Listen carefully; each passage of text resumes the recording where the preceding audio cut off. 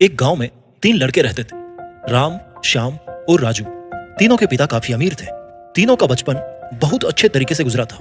उनके माता पिता कभी भी उनकी कोई भी मांग को अनदेखा नहीं करते थे। राम के पिता सरपंच थे, श्याम के पिता एक कारोबारी थे और राजू के पिता एक किसान जमींदार थे।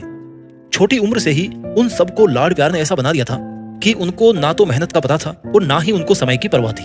अक्सर वे सारा दिन बस घूमते रहते थे, नशे और अन्य भोग विलास में डूबे रहते थे, जिससे उनके गांव वाले भी दुखी थे।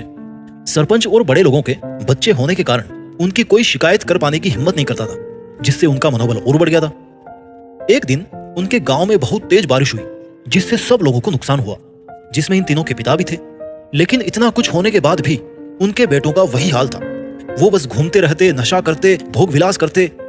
माँ बाप काफी चिंतित रहा करते थे। ये तीनों भले ही कितने ही गंदे थे, लेकिन इन तीनों के अंदर पता है एक खास बात थी, जिसकी पहचान किसी को नहीं थी और उनको खुद को भी नहीं पता था। राम एक बहुत अच्छा नेता प्रतिपक्ष था, क्योंकि अपने पिता के पास रहते हुए उसको इसका काफी ज्ञान हो गया था, क्योंकि उसके पिता सरपंच थे। श्याम भी इस तरह से बिजनेस की समझ रखता था, क्योंकि उसके पिता एक कारोबारी थे। राजू खेती का काम जानता था, क्योंकि उसके पिता जमींदार थे। पर अपने गलत कामों की वजह से उन सबने अपने इन टैलेंट्स पर ध्यान ही नहीं दिया, जो कि उनकी सबसे बड़ी कमजोरी थी।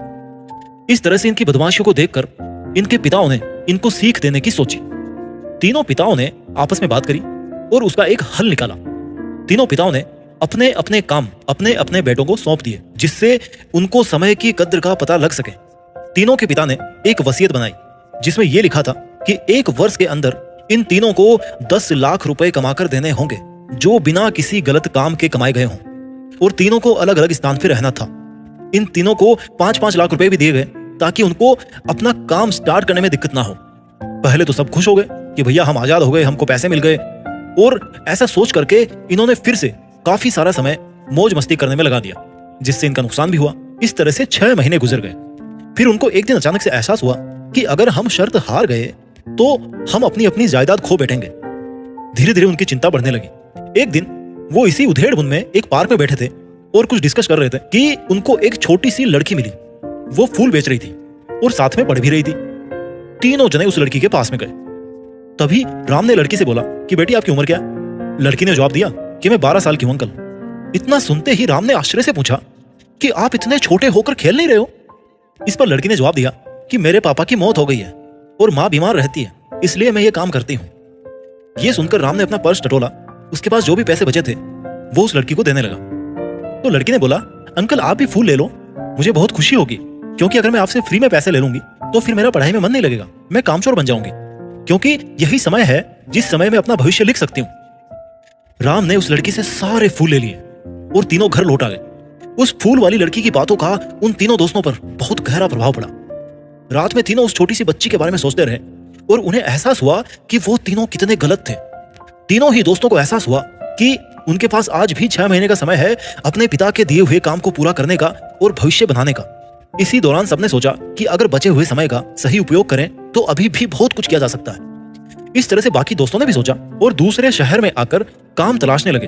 पर उनकी शर्त में एक शर्त यह भी थी कि उनको जो भी काम करना है वो अपनी पहचान बताए बिना करेंगे, जिससे ऑब्वियस सी बात थी कि उन तीनों को काम नहीं मिला। और जब काम नहीं मिला तो उन्होंने सोच लिया कि अब अगर वो कुछ भी करेंगे तो अपने गांव में जाकर के ही काम करेंगे। भले उनके पिता कुछ भी सोचे, वो अपने गांव में जाएंगे और अपने गांव में ही कुछ नेक काम करेंगे, भले ही उनको अपने पिताओं की वसीयत ना मिले। तीनों लड़के अपने गांव में फिर से आए और अपने अपने पिताओं से जाकर के मिले और उन्होंने अपने अनुभव के बारे में बताया और बोला कि वो आगे से ऐसी गलती नहीं करेंगे और वो उन्हें माफ कर दे। लेकिन पिता तो शर्त पे ही अड़े थे। लड़कों को कोई दया नहीं मिली। तीनों को फिर से दुख हुआ कि उनको अपनी गलती का एहसास होने के बाद भी उनके पिता उनका सपोर्ट नहीं कर रहे। और अगेन फिर वो रात भर सोचते रहे कि अब क्या किया जाए। तीनों ने मिलकर के एक स्कीम निकाली। राम अपने मित्रों के साथ में मिलकर लोगों की प्रॉब्लम सुलझाने लगा, जिससे उसको गांव की समस्याओं का ज्ञान हुआ। इसी तरह श्याम भी गांव के विकास के लिए नए नए तरीके सीख गया और राजू को किस्मों और बीजों का ज्ञान हो जाने से उसको काफी फायदा हुआ। तीनों ने मिलकर अपने बाकी पैसों को सही ढंग से सही जगह लगाकर गांव को एक नया रूप दे दिया। उनकी कड़ी मेहनत से गांव के लोग तो क्या, दूसरे शहरों के लोग भी उनकी तारीफ करने लगे। उनका गांव तरक्की करने लगा। नई तकनीकों के कारण हर वर्ग के लोगों से उनका जुड़ाव होने लगा और एक समय आने के बाद में उनके पिताओं ने भी उनको माफ कर दिया। इस तरह से दोस्तों उन तीनों को समय की कीमत का अंदाजा हुआ कि पहले वो कितना समय बर्बाद कर रहे थे, लेकिन जब से उनको समय की कीमत का अंदाजा हुआ तब से उन्होंने समय वेस्ट नहीं किया और काम करके पैसा कमाया, नाम कमाया और ये सीखा कि ईमानदारी से जिंदगी कैसे जीते हैं। दोस्तों, इस वीडियो को बनाने का मुद्दा यही है कि आप सभी समय बर्बाद ना करें। समय बर्बाद करने के हजारों तरीके हैं, लेकिन आप ऐसा कोई तरीका चुनिए जो आपकी जिंदगी बदल दे, इस समाज की जिंदगी बदल दे, इस देश का भविष्य बदल दे। आई होप आपको ये स्टोरी अच्छी लगी होगी। अपना ख्याल रखिए और देश में खुद के नाम के साथ साथ दुनिया में भी देश का नाम कीजिए। जय हिंद, वंदे मातरम।